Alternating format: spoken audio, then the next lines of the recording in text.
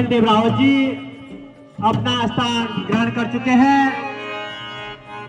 और जो हमारा आज रात्रि का द्वितीय दृश्य एवं रोचक दृश्य शूर्पणखा लीला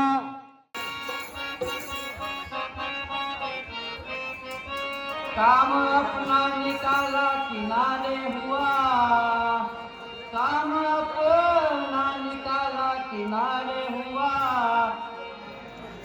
फंस गया था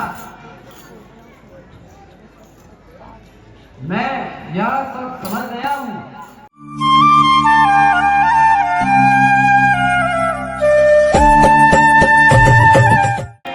डॉक्टर कपिल देव रावत जी समाज सेवी भारतीय जनता पार्टी, उन्हें मंच पर आमंत्रित करूंगा। 2 शब्द भगवान राम के प्रति कहने की कृपा करें। समय का विशेष ख्याल रखें क्योंकि हमें आज सीता हरण लीला भी दिखानी है। धन्यवाद।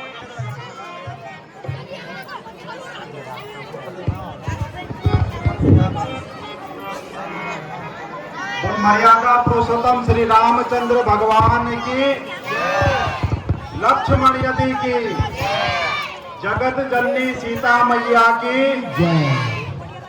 राधा सहस्त्र भाव की पवित्र ऐतिहासिक नगरी बड़कोट गांव में जो आदर्श रामलीला समिति के द्वारा जो राम यज्ञ का ये दिव्य और भव्य मंचन यहाँ पर 7 दिन से चल रहा है, तो इस राम यज्ञ के आज रात्रि के मुख्य अतिथि मेरे बहुत ही आदरणीय श्रीमती कृष्णा राणा जी, जिनके पास पूर्व में जिला महिला मोर्चा की पूर्व जिला अध्यक्ष भी रही हैं। आज रात्रि के कार्यकारी अध्यक्ष मेरे दादाजी श्री उमरियाल सिंह रावत जी, जो कि कुछ दिन पहले अभी चीफ फार्मासिस्ट पुरोला से सेवानिवृत्त हुए हैं। आज रात्रि के कार्यकारी उपाध्यक्ष मेरे बहुत ही आदरणीय श्री विजय असवाल जी, जो कि 9वां ब्लॉक के सैनिक प्रकोष्ठ के सदस्य हैं। और यहाँ पर जितने भी सेवानिवृत्त जितने भी सैनिक होते हैं, उनकी चाहे पेंशन से रिलेटेड मामला हो, चाहे नौकरी से रिलेटेड हो, तो उनको आप यहाँ पर देखते हैं। बहुत अच्छा कार्य आप यहाँ पर कर रहे हैं। मंच पर मेरे बहुत ही आदरणीय श्री देवेंद्र रावत जी, श्री पपलेश रावत जी, और हारमोनियम मास्टर पर मेरे चाचा जी श्री यशपाल असवाल जी, आप भी बहुत अच्छा भजन भी कर रहे हो, हारमोनियम आप बहुत अच्छा बजा रहे हो, और आप एक शिक्षक भी हो। एक बार मेरे चाचा जी के लिए जोरदार तालियां।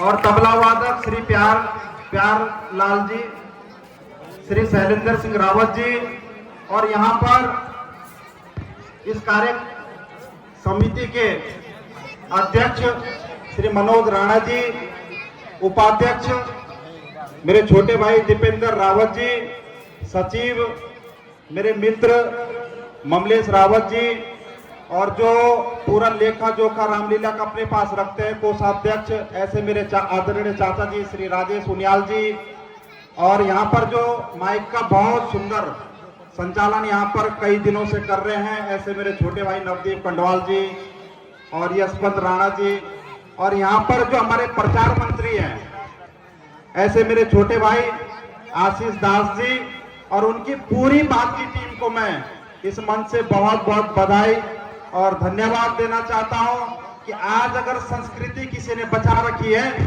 तो ये हमारा ये ढोल है। इस ढोल के अंदर वो शक्ति है मेरे भाइयों कि जब तक ये ढोल नहीं बजता है ना, तब तक देवता भी नहीं उठता है। तो इन लोगों ने हमारी संस्कृति को बचा के रखा है, तो इन बागी समुदाय के लोगों के लिए भी एक बार जोरदार तालियां।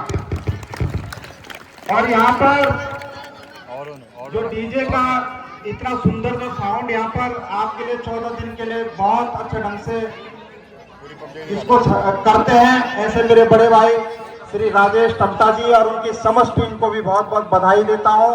और यहाँ पर प्रांगण में बैठे हुए मेरे अति सम्मानित मेरे बुजुर्गों, माताओं, भाइयों, बहनों और बाहर से आए हुए तमाम अतिथियों का मैं इस राम यज्ञ मंच से सभी को प्रणाम करता हूं। और मेरी मातृशक्ति दिन भर अपने कामों में व्यस्त है, उसके बाद शाम को घर जब पहुंचती है तो खाना बनाती है, और उसके बाद इस राम यज्ञ की आप शोभा बढ़ा रहे हैं, तो इससे बड़ा सौभाग्य हम लोगों के लिए कुछ नहीं है।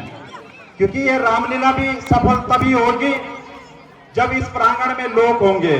तो मेरी मातृशक्ति को मैं प्रणाम करता हूं। और आज मुझे गर्व होता है कि मेरा जन्म भी इस सहस्त्र भाव की माटी में हुआ है, और इस सहस्त्र भाव की माटी में मैं किसी भी मंच में अगर जाता हूं तो मैं यहाँ की सबसे अच्छी चीज अगर कुछ मेरे गांव की है तो अभी तक मेरे गांव में जो संस्कृति जीवित है, वो चाहे रामलीला है, चाहे हमारे भादों का मेला है, चाहे हमारे गांव में घड़ियाले आप देखते हैं, हर प्रकार की संस्कृति मेरे गांव में जीवित है। इसके लिए मैं अपने गांव के समस्त बुजुर्गों को, युवा साथियों को, मातृशक्ति को बहुत बहुत बधाई देता हूं, शुभकामनाएं देता हूं। यहाँ पर अपने रामलीला कमेटी के सभी जितने भी समिति के सदस्य हैं, उन सभी को भी मैं विशेष रूप से इसलिए बधाई देना चाहता हूं कि देखो भाई, किसी भी काम करने के लिए उनको बहुत पहले से तैयारी करनी पड़ती है। और देखो, बोलना बहुत आसान होता है, जो आगे का आदमी होता है उसके लिए बोलना बहुत आसान होता है यार कि ये रामलीला का पार्ट ये सही नहीं खेल रहा है, ये राम मंच सही नहीं बना है। लेकिन मैं आपको भी बहुत बहुत बधाई देना चाहता हूं कि आप लोगों ने भी मतलब ये लगा सकता हूं कि मतलब कितने परिश्रम करके इन पात्रों को तैयार किया। अभी आपने देखा शूर्पणखा का कितना अच्छा रोल यहाँ पे हो रहा था, तो ये ऐसी थोड़ी हो रहा है, इन्होंने बहुत इन पे मेहनत की है। तो मैं समिति के सभी लोगों का भी हृदय से आपका आभार व्यक्त करता हूं। दूसरी चीज, एक चीज मैं अपने जीवन में बहुत अच्छी तरह से सीखता भी हूं, देखता भी हूं कि देखो, आज हर आदमी हो चाहे कोई भी हो, देखो संघर्ष आदमी का एक ऐसा जीवन में आता है कि जब आदमी संघर्ष करता है तो संघर्ष के समय आदमी को अपना हौसला बुलंद रखना चाहिए। देखो, सुख और दुख दो ही तो चीज इंसान के पास है भाई, कभी सुख आएगा तो कभी दुख आएगा। लेकिन हमें इस राम यज्ञ से एक चीज जरूर सीखना है कि आपने देखा होगा कि 14 वर्ष का वनवास जब राम को हुआ था तो उन्होंने बिल्कुल भी टस से मत नहीं हुए। उन्होंने 14 वर्ष का जो वनवास उनको हुआ, और 14 वर्ष का वनवास करके वो जब घर आए तो उनको ये नहीं लगा कि यार मैं राजा बनूंगा कि क्या बनूंगा, लेकिन उन्होंने जो मतलब मेहनत का फील्ड है, उन्होंने आप जब 14 वर्ष वो वनवास में रहे तो आपने देखा होगा कि वनवास में उनको कितनी कठिनाई झेलनी पड़ी। तो हमें उनके चरित्र से कुछ न कुछ सीखना है। आपने देखा होगा सीता माता का जब हरण हुआ, जब सीता माता का हरण हुआ तो आज अगर आदमी के बाइक की चाबी भी खो जाती तो कितना परेशान हो जाता है। पर सीता माता जब रावण ने हर कर ले गई तो राम ने परेशान होने की बजाय लोगों को एकत्रित किया, वानर सेना को एकत्रित किया, क्योंकि एकता में वो शक्ति है मेरे भाइयों जो बड़े से बड़े काम को करती है। जब उनका दिमाग एकत्रित की ओर गया, लोगों औरों को इकट्ठा किया, तो उन्होंने सीता को भी लाया और सीता के बाद रावण का वध भी हुआ। तो आज सब लोगों को मतलब बताने की जरूरत नहीं है। देखो, हमें क्या है कि समाज के बीच में आज आप देख सकते हो कोई आईएएस बन रहा है, कंपटीशन का माहौल है। कंपटीशन में कोई किसी के लिए कोई पद ऐसा नहीं है कि आप जाओ और कुर्सी में बैठ जाओ। आज चाहे कपिल रावत है, चाहे कृष्णा राणा है, सब लोगों को संघर्ष करना है। अब संघर्ष आप किस तरह से करते हो, कैसा आपका रोल होगा। देखो, आज राम यज्ञ में आप अच्छी तरह जानते हैं कि कोई भी अपने बेटे का नाम रावण नहीं रखना चाहता है। क्या रावण किसी से कम था? रावण के पास तो क्या चीज नहीं थी, धन था, बल था, बुद्धि था। लेकिन जब उनके सब चीज के विपरीत उनका जो बुद्धि थी, इसीलिए लोग रावण आजकल घरों में नाम नहीं रखते हैं। तो हमने राम यज्ञ से कुछ सीखना है। और मैं अपनी बात कहूं तो देखो, आज मुझे व्यक्तिगत तौर पर अगर कोई कुछ कहता है तो मैं उस तरफ पे बिल्कुल ध्यान नहीं देता हूं। देखो भाई, जिस आदमी को मैं सबकी बात करूंगा, जिस आदमी को आगे की ओर बढ़ना है ना, अगर मेरा लक्ष्य देहरादून से है कि मुझे यमुनोत्री जाना है और कपिल आज नैनबाग है, कल नौगांव है और आज बड़कोट जब पहुंच गया है और मैं यहाँ पे 10 लोगों से उलझ जाऊंगा तो समझ लो कि मैं अपनी जो मंजिल मुझे पानी थी उसको मैंने बड़कोटी में ही समाप्त कर दिया है। हमें किसी से उलझना नहीं है, लोगों का काम बोलना होता है, आपको अच्छा काम करना है, आपको अच्छा काम करते रहना है और निश्चित है अगर आप रास्ते में किसी से उलझोगे नहीं तो निश्चित आप एक दिन यमुनोत्री पहुंचोगे।